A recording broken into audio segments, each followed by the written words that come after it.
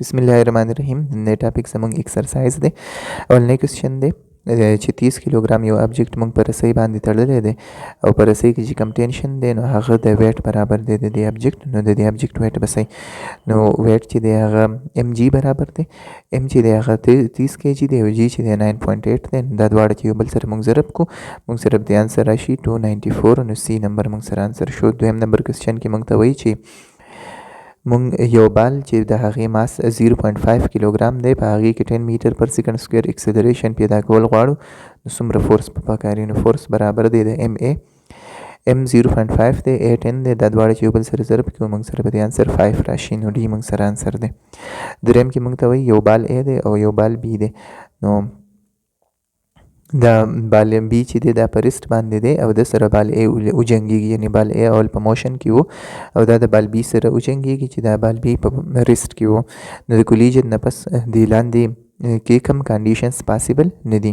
نو دا موږ آیسولیټډ سیستم کې ویلي وو چې دوه یا زیات شیزونه یو بل سره په انټریکشن کې نو د دوی اولنی مومنټم به د دوی د آخرني مومنټم برابر وي. نو لاندې موږ ته وایي چې بال ای چې دی دا به په ریسټ کې شي او بال بی به په موشن کې شي. نو داسې هم کېدلی شي ځکه چې د بال ای هغه مومنټم چې دی هغه بال بی ته ټرانسفر شي نو انیشیل فاینل به بیا هم برابر وي. وایي بوت بالز موو ان سیم ډایرکشن دواړه بالز په سیم ډایرکشن کې روان بشي. نو دا هم پاسیبل ده چې د بال ای په ډایرکشن کې دواړه روان شي نو اولنی مومنټم چې دی هغه به د آخرني مومنټم بیا هم برابر وي. د ای مومنټم به لږ کم شي او د بی به زیات شي نو ایوریج چې دی هغه به د اولني برابر شي. وایي دواړه په اپوزیټ ډایرکشنز کې روان دي نو داسې هم کېدی شي یو به په پازیټیو ډایرکشن کې یو به په نیګیټیو ډایرکشن خو چې دواړه مونږ جمع کړو نو د اولني مومنټم به برابر وي. او په ډي کې مونږ ته وایي چې بوت بالز آر ایٹ ریسټ نو دواړه بالز په ریسټ کې دي. نو داسې نشي کېدی ځکه چې د سیسټم انیشیل مومنټم چې و نو هغه یوې ویلیو لرله ځکه چې بال ای روان و نو ام وی چې دی هغه به د 0 نه زیات و. نو اوس چې دا دواړه په ریسټ کې شو نو مومنټم د دې 0 شو نو داسې نشي کېدی چې آیسولیټډ سیسټم کې انیشیل او فاینل مومنټم د یو بل نه بدل شي. نو اوس په دې کیس کې چې کله دواړه بالز په ریسټ کې شو نو د دوی مومنټم 0 شو نو داسې نشي کېدی نو دا ډي نمبر آپشن ټیک دی. 4 نمبر کې موږ ته وایي چې د یو ګاډي ماس معلوم کړئ چې د هغې ویلاسټي 20 میټر پر سیکنډ ده او مومنټم یې 22,000 کیلوګرام میټر پر سیکنډ دی. نو موږ سره ګوره پی چې دی هغه برابر دی د ام وي نو ام چې دی هغه برابر دی د پی ډیوایډ بای وي. دا مومنټم به موږ په ویلاسټي باندې ډیوایډ کړو نو موږ سره 1100 کیلوګرام جواب راشي. پنځم کې وایي ان ابجیکټ ایٹ ارث اینڈ ټیکن ټو مون شوډ هیو یو شیز په ځمکه باندې دی او موږ یې سپوږمۍ ته ویسو نو دې سره به څه چل کېږي نو د دې ماس چې دی هغه به سیم وي خو ویټ به یې کم شي. ټیک شو ماس چې دی هغه نه چینج کېږي خو ویټ چې دی په ځمکه زیات یو په سپوږمۍ کم وي نو دا سی نمبر انسر ټیک دی. د یونټ اف کویفیشنټ اف فریکشن از کویفیشنټ اف فریکشن یونټ څه دی نو کویفیشنټ اف فریکشن برابر دی د میو برابر دی د فریکشن ډیوایډ بای نارمل فورس. نو دا هم فورس دی دا هم فورس دی د نیوټن یونټ دی د دې نیوټن یونټ دی دا نیوټن او د نیوټن کټ شي نو د کویفیشنټ اف فریکشن چې دی د دې یونټ نشته اټ هیز نو یونټس. بل یې راکړی دی سنټریپیټل اکسلریشن وایي تاسو معلوم کړئ د یو شیز چې د هغې ماس 1 kg دی ویلاسټي 6 میټر پر سیکنډ ده او دا کوم سرکل کې چې چوړي د هغې سرکل ریډیس 3 میټر دی. نو سنټریپیټل اکسلریشن موږ سره برابر دی د وی سکویر ډیوایډډ بای آر. نو وی چې دی هغه موږ سره دی 6 سکویر ډیوایډډ بای آر چې دی هغه دی 3 موږ سره شو 36 ډیوایډډ بای 3 از ایکول ټو 12. نو انسر موږ سره څه شو 12 میټر پر سیکنډ سکویر. وایي چې موږ ماس ډبل کو د یو باډي چې هغه په یونیفارم سپیډ باندې په سرکل کې چوړي نو د سنټریپیټل فورس سره به سی چل وشي. نو ګورئ سنټریپیټل فورس هغه برابر دی د ام وی سکویر ډیوایډډ بای آر. نو چې باقي شیزونه تا سره کانسټنټ وي او ته ماس ډبل کړي د ماس 1 وي او بیا یې ته 2 کړي نو فورس چې دی هغه به هم دوچند شي. نو چې کله سنټریپیټل فورس ته معلومې او ماس ډبل کړي نو سنټریپیټل فورس چې دی هغه به هم ډبل شي. which of the following force can act as centripetal force وی ټینشن فریکشن ګریویټیشنل فورس دې کې سنټریپیټل فورس کم یو کېدلی شي نو ټینشن چې دی هغه هم سنټریپیټل فورس کېدلی شي ګورې کله چې موږ یو ستارې ته تار غوټه کړو او بیا داسې چورلو نو په دې ستارې کې ټینشن پروډیوس کېږي او دا ټینشن چې دی نو دا ګټ په دې دایره کې چورلی نو ټینشن کې هم ټینشن چې دا از سنټریپیټل فورس ایکشن کوي بیا کله چې یو ګاډی وي او دی په موړ باندې چوړي نو د ګاډي او د ټیر او د روډ د فریکشن د وجې دی په دې سرکل کې چوړي نو دا فریکشن چې دی دا دلته کې ایز سنټریپیټل فورس ایکټ کوي او سپوږمۍ چې ده هغه د ځمکې نه چاپېره چوړي نو دا اصل کې د ځمکې کوم ګریویټیشنل فورس چې دی نو دا په دې سپوږمۍ باندې ایکشن کوي او دا په دې سرکل کې چورلی نو دا درې واړه چې دي دا ایز ا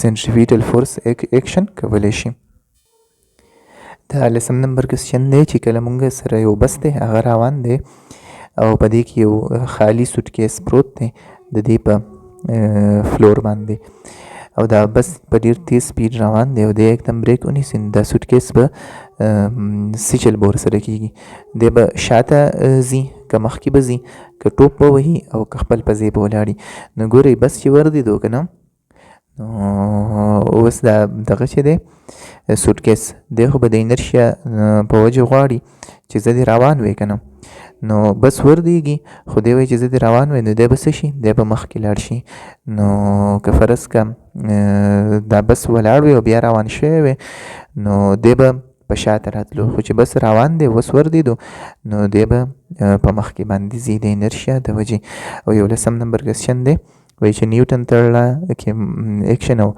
ریاکشن چې دي هغه یو بل نه نیوټرلایز کوي نو دا ولې دا ځکه چې دوی په ډیفرنٹ باډیز باندې ایکشن کوي نو تاسو دا مخکینی لیکچرې زما وګورئ تاسو به په دې دا ټول ایم سی کیوز به تاسو ځان له پخپله هم بیا حل کولی شئ اوس کانسیپچوال کوېسچنز کې اولنی دی وایي چې کله موږ یو کارپېټ ځوړند کړی یو هغې له سټیک راواچو یو لښته ورله راواچو نو د دې نه دا دوړې ولې واولېږي د دې نه ګورئ دې کوېسچنز کې زیاتره انرشیا استعمالیږي دې نه دوړې ځکه واولېږي که نه ګورئ فرض که دا موږ سره یو کارپېټ موږ واخلو دا کارت چې دا موږ سره یو کارپېټ شي ټیک شو نو دې له چې موږ سټیک راواچو نو دا سټیک سره به دا اخوا لاړ شي که نه دا کارپېټ به څه شي اخوا لاړ شي خو په دې کې چې دوړې نښتې ده د انرشیا د وجې به دا وایي چې زه دې اخوا نه تللی دا به خپل په ځای پاتې شي نو د انیشیل پوزیشن د دوړو دا و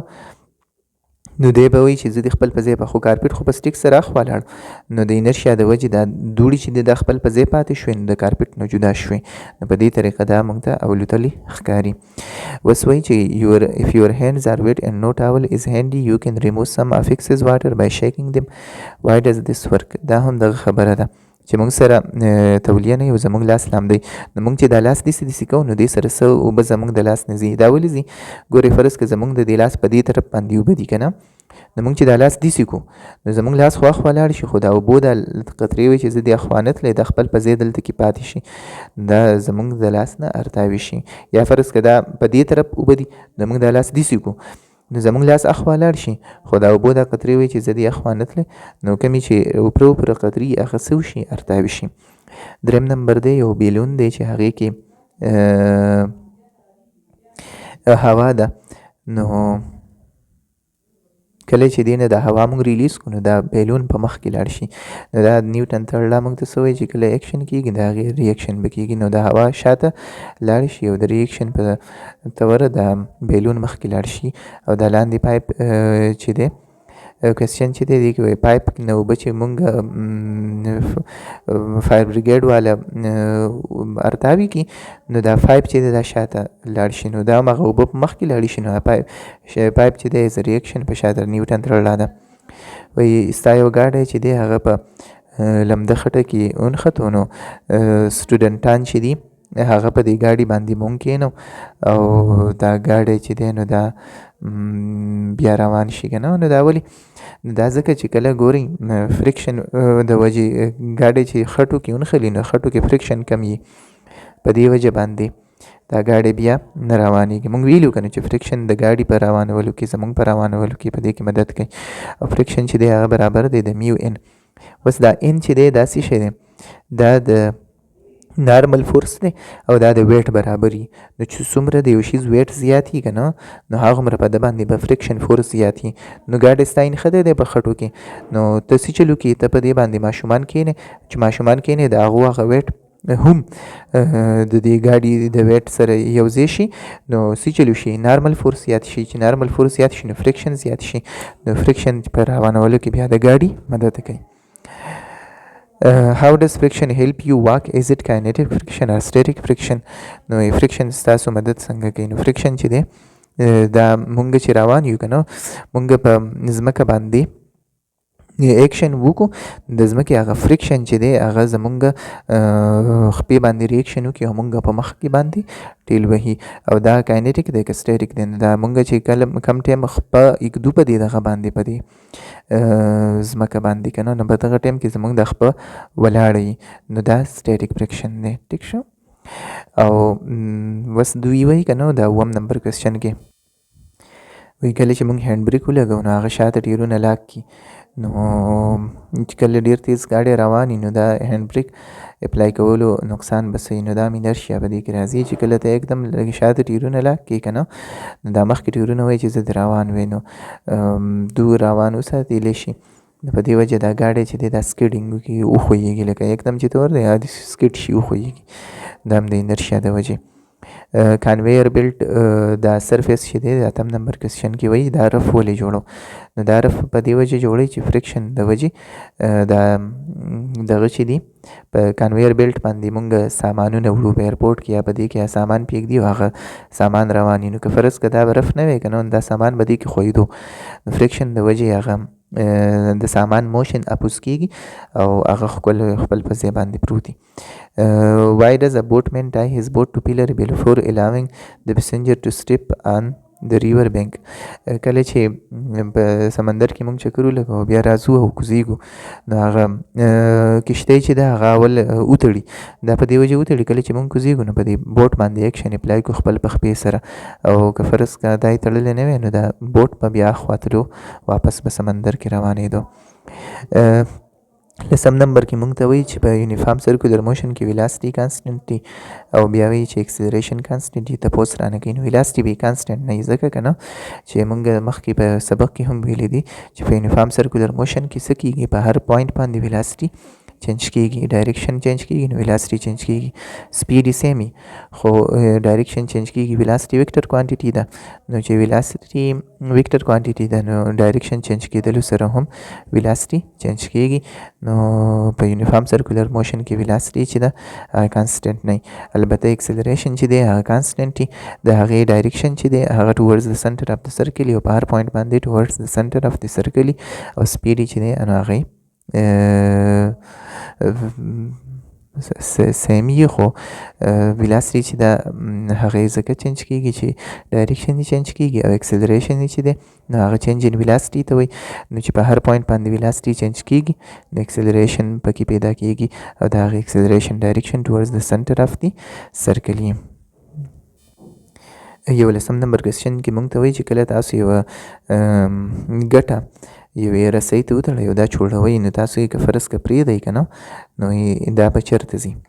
نو چې دا مونږ پرېږدو مونږ دا په سبق کې هم ویلي دي چې دا مونږ چوړو دا ګټه او دا مونږ پرېږدو نو دا چې په کوم ځای کې مونږ پرېږدو نو په هغه ځای به دا د سرکل ته ټینجنټ سي. سرکل ته به څه ځي؟ ټینجنټ د سرکل به ځي. که دلته یې پرېږدو داسې به ځي که دلته یې پرېږدو داسې به ځي که دلته یې پرېږدو داسې به ځي نو دا به ټوورډز د ټینجنټ ټو د سرکل ځي د انرشیا د وجې. ټیک شو. نو دا چې دی دا خو خپل د ډایرکشن ځکه بدلی چې مونږ بیا هلته فورس لګو نو چې فورس دې مونږ لرې کړو نو دا به د انرشیا د وجې خپل په سټریټ لاین باندې روان شي. 12 نمبر کوېسچن مونږ ته وایي چې هایوې باندې سپیډ زیات وي خو چې کله پکې ټرن راشي نو هلته کې سپیډ بیا کم ښیي. لکه په هایوې باندې عام سپیډ فرض که 120 دی نو په ټرن باندې دوی مونږ ته وایي چې تاسو په 100 باندې ځئ. نو دا ولې؟ نو دا دې دپاره که نه چې په ټرن باندې هلته کې موږ سره دغه پکاري سنټریپیټل فورس پکاري سنټریپیټل فورس پکاري چې دا ګاډی چې دی دا په دې سرکل کې وساتي او سنټریپیټل فورس برابر دی د ام وی سکویر اوور آر. نو چې څونه ته ویلاسټي زیاتې هغونه تاله سنټریپیټل فورس زیات پکاري ټرن کولو دپاره د ګاډي. نو چې سپیډ موږ سره کم شي نو سنټریپیټل فورس بیا موږ له کم پکاري. نو په دې وجه باندې په ټرن کې د ګاډي سپیډ موږ له سلو پکار دی. که فرض که تیز وي او هغه روډ موږ له دونه فریکشن پرووایډ نه کړي چې هغه سنټریپیټل فورس موږ له پوره کړي نو ګاډی به څه وشي وبښویږي اخوا به لاړ شي. دا اوس نیومریکل دی. اولنی نیومریکل دی چې یو 1580 کیلوګرام ګاډی دی او په 15 میټر پر سیکنډ باندې روان دی. نو د باندې موږ څومره فورس ولګوو چې دی په 50 میټر کې وردیږي، یعنې 50 میټر دی لاړ شي او بیا یې ویلاسټي زیرو شي. نو ګورئ دی چې د 15 میټر پر سیکنډ نه 0 میټر پر سیکنډ ته ځي د ویلاسټي کې چینج راځي، مطلب د کې اکسلریشن پیدا کېږي. نو اول به د دې اکسلریشن موږ معلوم کړو، بیا به د هغې اکسلریشن نه موږ فورس معلوم کړو. اکسلریشن چې موږ معلومو نو موږ به دا فارموله استعمال کړو 2as is equal to vf square minus vi square، ځکه دا دې کې موږ سره ګیون ویلیوز شته. نو 2a موږ ته نه دی معلوم، ډسټنس چې دی 50 دی، vf 0 دی ځکه چې شي ذخیره کې ولاړ دی، او vi چې ده هغه موږ سره 15 میټر پر سیکنډ ده. نو موږ سره a برابر شو د ماینس 15 سکویر. دا سمپل میتھس دی نو پکار دی چې دا تاسو د راځي. نو a برابر شو موږ سره د ماینس 2.25 میټر پر سیکنډ سکویر. ماینس ولې راغی؟ ځکه چې دا ډیسیلریټ کېږي وردیږي، نو په دې وجه ماینس راغی. نو اوس موږ فورس چې معلومو نو فورس موږ سره برابر دی ام ا. نو موږ سره ماس چې دی 1580 دی او اکسلریشن موږ معلوم کړو هغه دی ماینس 2.25. نو فورس چې دی هغه موږ سره شو ماینس 3550 نیوټن. دا تاسو بیا ځان له خپل هم ټرای کړئ. دویم نمبر کوېسچن چې دی هغه موږ ته وایي چې یو رایفل دی او په هغې کې 10 ګرام ګولۍ ده موږ فایر کړه. نو د ګولۍ 0.003 سیکنډز واخیستل چې د بیرل نه وځي او چې ووته، نو په دغه ټایم د دې ویلاسټي 300 میټر پر سیکنډ وه. نو وایي په دې ګولۍ باندې موږ څومره فورس لګولی دی. نو ګورئ کوېسچن نمبر 2 کې موږ سره د ګولۍ ماس چې دی هغه 10 ګرام دی. نو دا موږ سره 0.01 کیلوګرام شو. ټیک شو. وي اف چې دی هغه د وتلو کومه ویلاسټي چې د هغه وي اف ده نو هغه 300 میټر پر سیکنډ ده. وي آی 0 ده اول دا په رست کې ده، وي آی 0 ده او ټایم چې دی موږ سره دی 0.003 سیکنډز. نو اوس موږ ته دا وایي چې د رایفل به په دې څونه فورس لګولی. نو فورس چې دی هغه په دې چپټر کې موږ دا هم ویل دي چې فورس برابر دی د چینج ان مومنټم ډیوایډډ بای ټایم. که تاسو ته نه یاد مخکینی لیکچر یې وګورئ او بیا واپس دې ته راشئ. نو فورس چې دی ډیل پی چې دی هغه د ام وی اف ماینس ام وی آی برابر دی ډیوایډ ډیل پی په ځای موږ څه ولګو فاینل مومنټم ماینس انیشیل مومنټم، ماس او ویلاسټي، فاینل ویلاسټي او ماس او انیشیل ویلاسټي. نو اف موږ سره برابر شو. اوس فاینل ویلاسټي چې دا موږ سره 0 ده، سوري فاینل ویلاسټي موږ سره 300 ده. دا شو 0.01 ملټیپلایډ بای 300. ټیک شو. او ماینس 0.01 ملټیپلایډ بای 0 انیشیل ویلاسټي 0 او ټایم چې دی هغه موږ سره دی 0.003 سیکنډز. نو په دې ګولۍ باندې به رایفل 1000 نیوټن فورس لګولی یي. دریم نمبر کوېسچن چې دی دا هم په دغه باندې چینج ان مومنټم پر یونټ ټایم از ایکول ټو فورس باندې کیږي. یو 2200 کیلوګرام ګاډی دی او دی په 26 میټر پر سیکنډ باندې روان دی. نو دی په 21 سیکنډس کې مونږ سټاپ کولی شو چې بریکس لږ شانتي ونیسو او په 3.8 سیکنډس کې مونږ سټاپ کولی شو که په دا بریک لږ په زوره باندې ونیسو. نو وایي ایوریج فورس چې دی په دې دواړو سټاپس کې هغه به صحیح. نو موږ به داسې وکړو چې اول به د دې 21 سیکنډز والا فورس معلوم کو، بیا به د دې 3.8 سیکنډز والا فورس معلوم کو، او بیا به د دې دواړو ایوریج واخلو. نو موږ سره به انسر راشي. نو فورس معلومول لپاره بیا هغه زړه طریقه ده چې فورس برابر دی د چینج ان مومنټم ډیوایډډ بای ټایم. نو د یو دپاره به شي ټایم 21 سیکنډز شي او د بل دپاره به ټایم 3.8 سیکنډز شي. نو موږ سره فورس برابر دی د MVF ماینس MVI ډیوایډډ بای ټي. اوس کیس 1 چې دی که نو په هغې کې ویلاسټیانې خو به او ماس چې دي هغه خو په دواړو کې موږ سره سیم دي. نو دا شو 2200 ضرب VF 0 دی که نه، موږ یې اخر کې څه کوو سټاپ کوو، او ماینس 2200 ضرب 26 2200 ضرب 26 دا MVF ماینس MVI ډیوایډډ بای ټایم 21 سیکنډز. نو دا چې موږ سالف کو دی نه به موږ سره انسر راشي ماینس 2723 نیوټن. دا موږ سره شو اولنی کیس.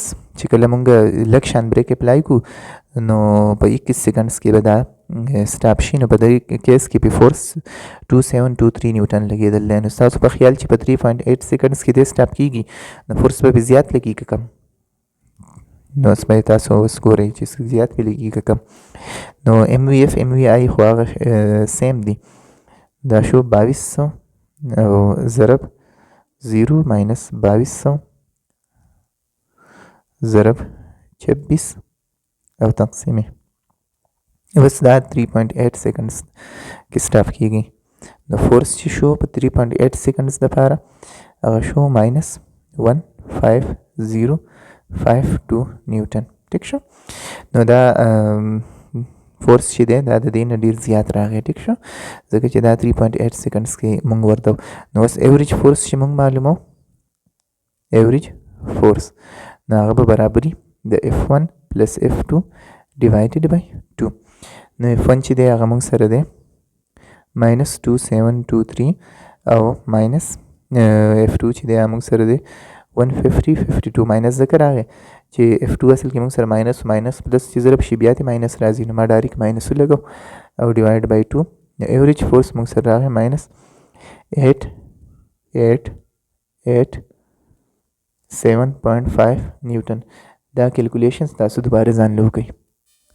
څلورم نمبر سوال چې دی نو دا د فریکشن مطابق دی. یو کریټ دی چې 500 نیوټن ویټ دی او دی په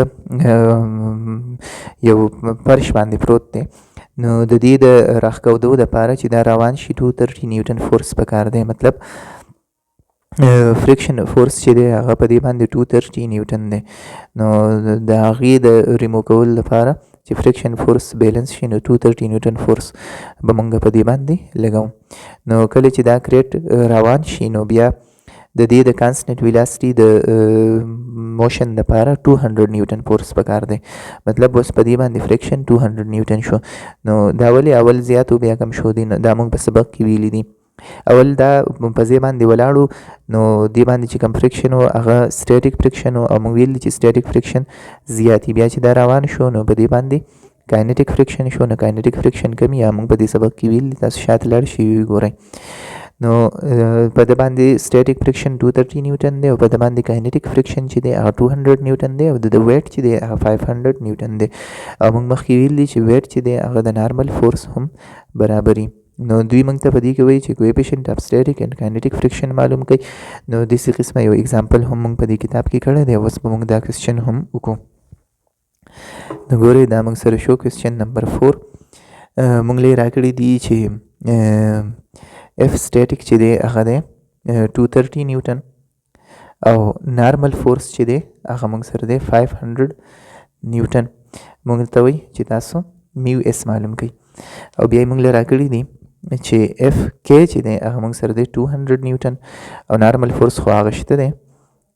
ټیک شو. نو دا موږ ته وایي چې تاسو میو کې معلوم کړئ. ټیک شو. نو اول به موږ میو اس معلوم کو. نو میو اس برابر دی موږ د فریکشن والا دغه ولیکو که نه اف اس برابر دی د میو اس ملټیپلایډ بای نارمل فورس.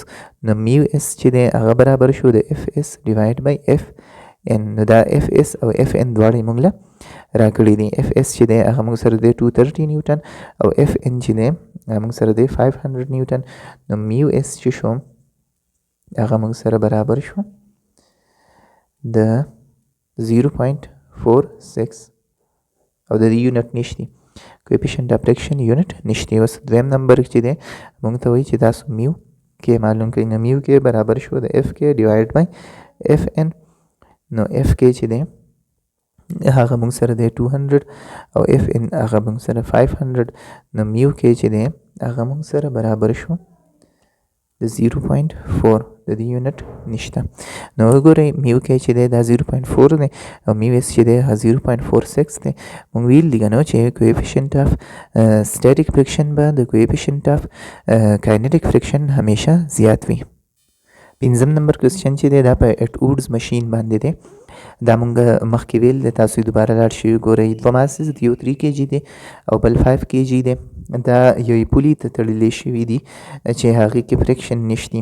نو کله چې یو پولې چې هغې ته فریکشن هغې کې فریکشن نه وي او د هغې نه ته یو طرف ته بل طرف ته دوه ماسز چې د هغې دواړه ماسز وزن د یو بل نه مختلف یو تړي، نو دا څه قسم ارینجمنټ ته اټوډز ماشین وایي.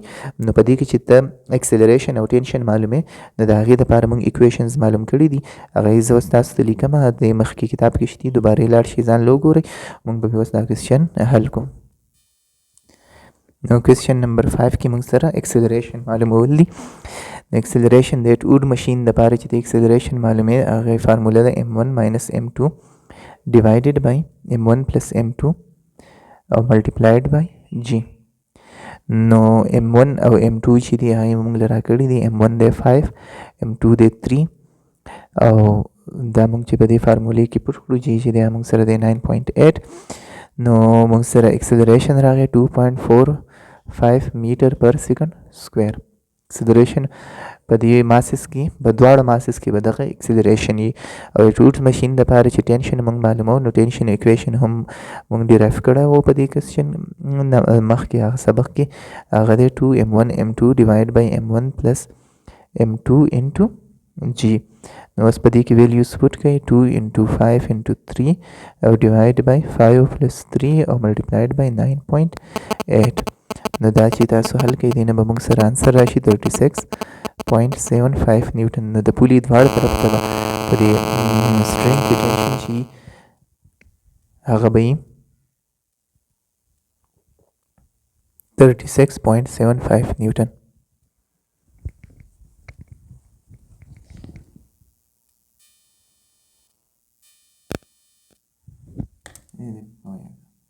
شپږم نمبر کوېسچن چې دی دا د سنټریپیټل فورس باره کې دی چې کومه زموږ تقریبا اخرنی ټاپک وایي.